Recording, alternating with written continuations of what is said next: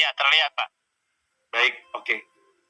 Ada dua bagian paparan kami, Pak Tamsil. Pertama terkait dengan seleksi guru P3K dan kemudian juga terkait dengan tata kelola guru secara umum, termasuk tadi kita ingin menyatakan bahwa pemerintah telah berkomitmen untuk terus meningkatkan kesejahteraan guru honorer, terutama pada sekolah negeri melalui seleksi guru pegawai pemerintah dengan perjanjian kerja atau P3K.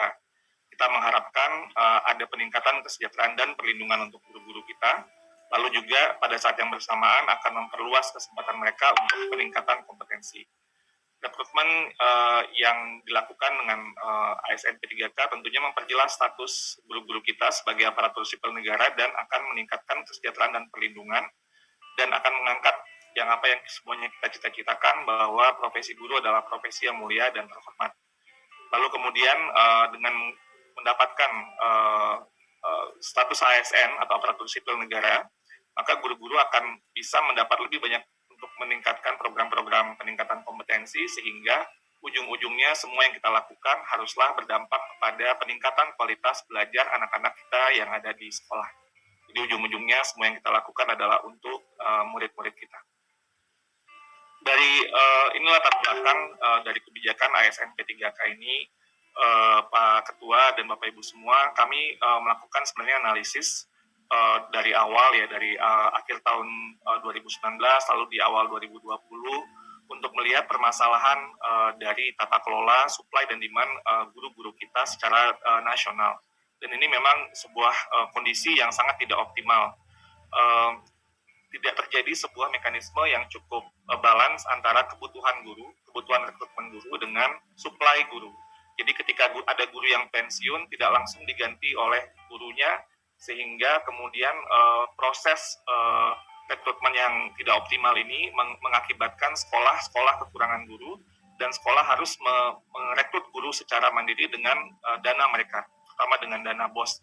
Dan inilah yang kemudian menjadi guru-guru honorer yang jumlahnya ketika kita melakukan penghitungan, dan ini kita mengambil langkah ini bukan karena ada tekanan politik, tapi kita ingin menyelesaikan masalah yang sudah menahun, itu 742.000 guru.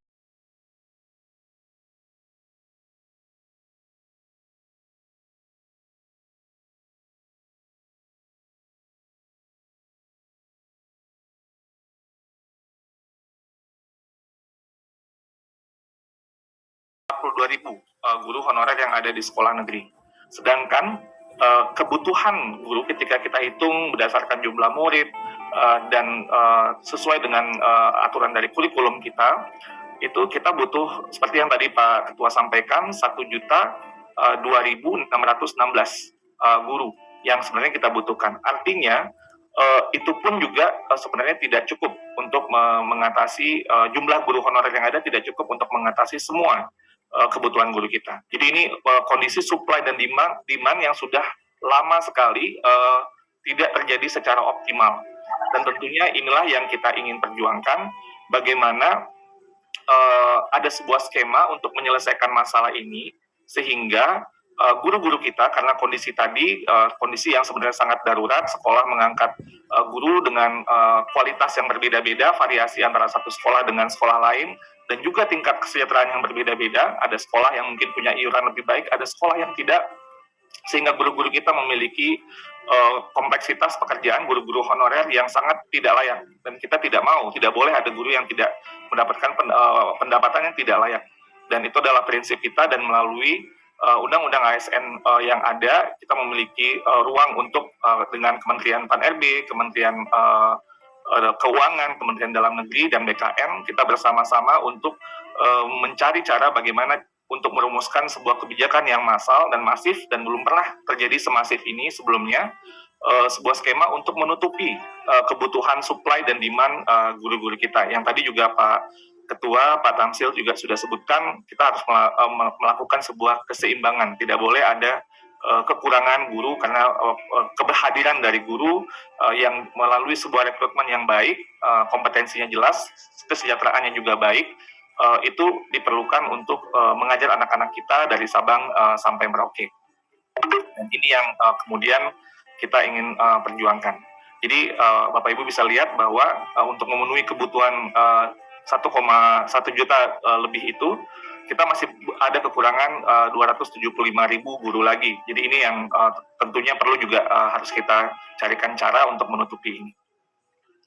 Nah, apa yang menjadi keuntungan ketika guru menjadi guru ASN, aparatur sipil negara P3K? Pertama, mereka memiliki skema pengangkatan yang jelas. Mereka tidak lagi diangkat secara mandiri oleh sekolah, tapi oleh pejabat pembina kepegawaian, yaitu oleh pemerintah atau pemerintah daerah. Besaran gajinya pun juga sesuai dengan standar ASN, sesuai dengan peraturan Presiden 98 tahun 2020, sebesar sekitar 2,9 juta per bulan.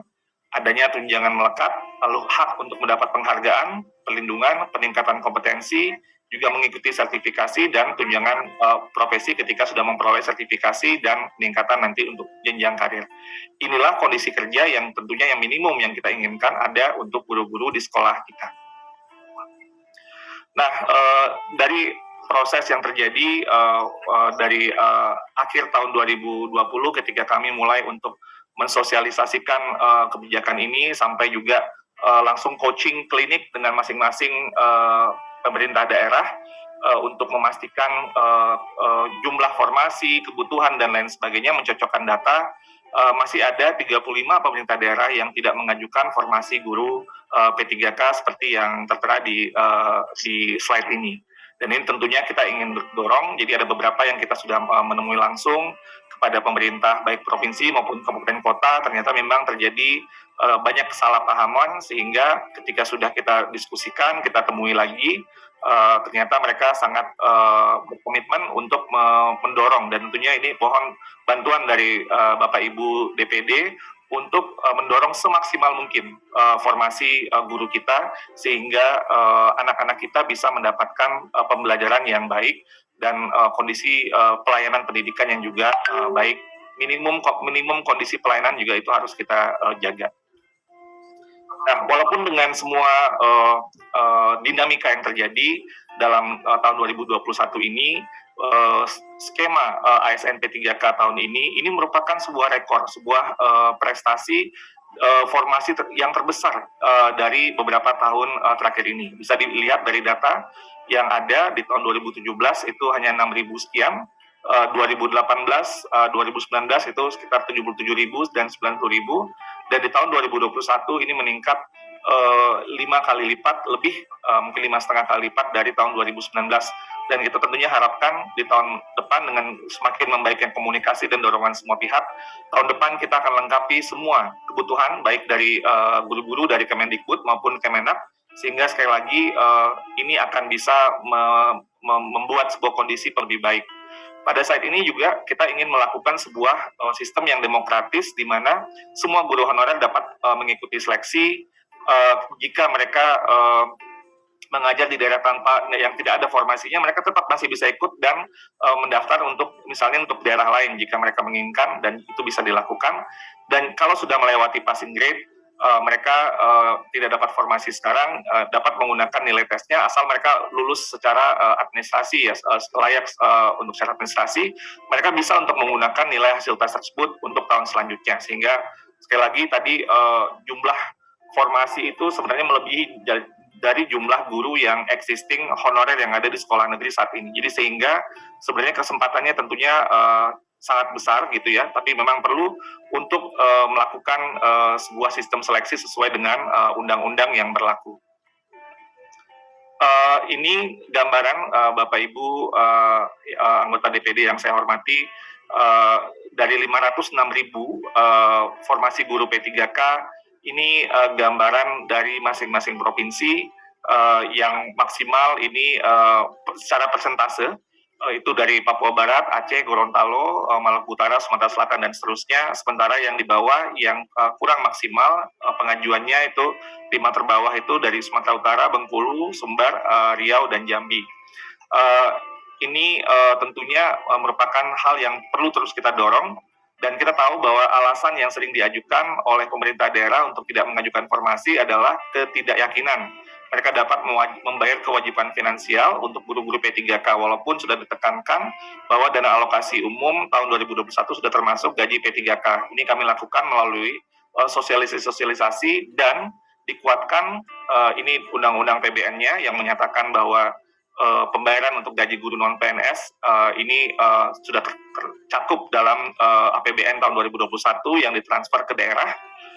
Dan untuk menguatkan itu dari kami pun juga setelah beberapa kali kita melakukan sosialisasi, kita perlu membuat, walaupun kita melakukan sosialisasi dengan Kementerian Keuangan, Pan-RB, dan Kemendagri, ada surat edaran langsung kepada pimpinan daerah, gubernur, bupati, wali kota, ini dari Kementerian Keuangan tanggal 31 Maret 2021 terkait perhitungan anggaran P3K dalam alokasi DHU tahun anggaran 2021. Bahwa dijelaskan bahwa DHU telah memperhitungkan formasi pegawai pemerintah dengan perjanjian kerja tahun 2021. Ini juga dikuatkan surat edaran dari Kemendagri, kalau tadi dari Kementerian Keuangan, dari Direktorat Jenderal Perimbangan Keuangan, dari Kemendagri, dari Direktorat Jenderal Bina Keuangan Daerah, langsung kepada gubernur dan bupati wali kota di seluruh Indonesia, terkait dengan penyediaan anggaran belanja gaji dan tunjangan P3K dalam APBD tahun anggaran 2021. Ini surat ke tanggal 7 April 2021. Dijelaskan bahwa dalam hal pemerintah daerah belum menganggarkan atau belum cukup menganggarkan, agar segera melakukan penyesuaian alokasi anggaran belanja pegawai dengan mempedomani aturan yang berlaku. Juga ada sebuah sebuah data dari dana alokasi umum yang tahun-tahun sebelumnya, karena kita tahu salah satu kendala yang tadi supply dan demand yang tidak terjadi secara seimbang, sebenarnya ada plafon gaji guru-guru yang pensiun yang tidak dimanfaatkan kembali untuk pembayaran karena rekrutmen tidak terjadi secara optimal. Jadi kalau kita lihat, ini garis yang biru adalah jumlah guru yang pensiun, ini data dari 2012 yang saya tampilkan. Guru yang pensiun terus naik di garis yang biru, sedangkan guru yang direkrut di garis yang hijau itu terjadi tidak tidak setara, sehingga ada ruang fiskal sebenarnya dari alokasi gaji yang ada sebelumnya dari guru-guru yang pensiun yang kemudian tidak dimanfaatkan untuk pembayaran SDM atau gaji di tahun itu dan tahun-tahun sesudahnya. Jadi ruang fiskal ini sebenarnya ketika kita tahu secara APBN terus naik, maka transfer pendidikan yang 20% secara konsisten itu juga tetap dan akan naik, dan itu sebenarnya ruang fiskal pun itu ada. Dan kalau kita lihat juga sebelum tahun 2012 ini juga ada guru gap antara guru yang pensiun dan atau guru yang direkrut sekitar 750.000. Tapi ini data yang saya tampilkan 2012 saja dari sekitar 9 tahun terakhir, 9-10 tahun terakhir, yang bisa mungkin jadi catatan juga bagi kita semua. Terkait dengan berbagai macam masukan, kami mendengar berbagai masukan yang ada, walaupun sangat beragam, tapi intinya adalah bagaimana memberikan kebijakan afirmasi kepada berbagai macam guru honorer yang ada. Dan di sini ada dua hal yang sudah kita lakukan. Pertama, kebijakan afirmasi yang pertama, yaitu guru-guru yang sudah memiliki sertifikat pendidik itu akan mendapat nilai afirmasi 100% dari nilai maksimum kompetensi teknis. Lalu untuk usia 35 tahun ke atas, jadi ini mempertimbangkan berapa usia mereka, dan tentunya ini berkaitan juga dengan masa pengabdian, 15% dari maksimum kompetensi teknisnya, penyandang disabilitas 10%, guru honorer THK 2 10%. Dan nilai ambang batas ini atau passing grade ini sebenarnya adalah kompetensi atau hal yang sangat minimum. Jadi bukan yang paling hebat. Jadi ibaratnya kalau mengajar matematika, untuk bisa mengajar matematika dengan baik, berapa hal yang minimum yang harus diketahui oleh seorang guru di mapel atau bidang tersebut.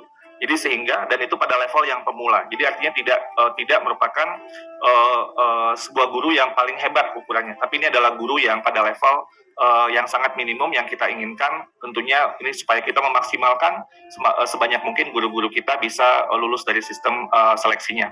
Lalu kebijakan afirmasi selanjutnya atau penyesuaian nilai ambang batas itu kita lakukan.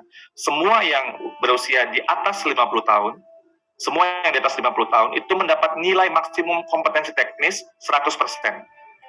ditambah lagi dengan nilai maksimum untuk manajerial, sosiokultural, dan wawancara juga ditambah 10%.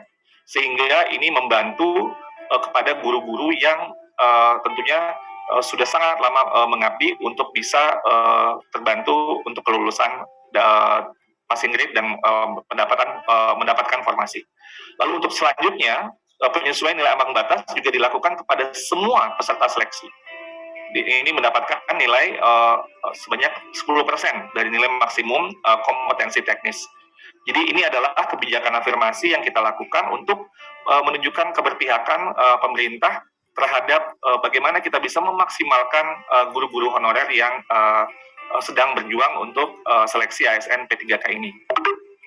Dan juga sebagai tambahan kita juga menyatakan bahwa kita mendorong supaya karena tidak ada sebelumnya sistem seleksi itu yang sampai 3 kali coba, dan sekarang kita mendorong kalau gagal di percobaan pertama bisa yang kedua, bisa yang ketiga, dan ini yang ingin kita lakukan untuk memaksimalkan sekali lagi kesempatan guru-guru kita. Jika masih gagal, ayo belajar lagi supaya bisa lebih baik lagi, dan seterusnya sehingga bisa berhasil untuk mendapatkan formasi. Nah, di tahap pertama ini, Bapak Ibu anggota, ketua dan anggota Pansus yang saya hormati, sudah terdapat 173.730 guru honorer yang lulus formasi pada ujian pertama dan segera akan diangkat menjadi guru ASN P3K. Ini dari total 322 formasi yang tersedia di ujian pertama ini. Kita khususkan untuk guru honorer negeri di sekolah induknya, kecuali kalau dia tidak ada di sekolah induknya dan ada formasi yang tidak ada pelamarnya dari sekolah lain, itu bisa dilakukan. Tapi guru honorer di sekolah negeri yang kita utamakan di tahap pertama ini. Dan ini sudah 53,8% dari guru-guru yang ikut dari formasi yang tersedia di tahap pertama ini yang sudah mendapatkan, sudah terisi. Dan ini merupakan angka yang cukup besar. Ini sudah jauh melebihi dari tahun 2019 sebelumnya, dan bahkan nanti masih ada tahap kedua, tahap ketiga yang kita terus berharap akan lebih besar.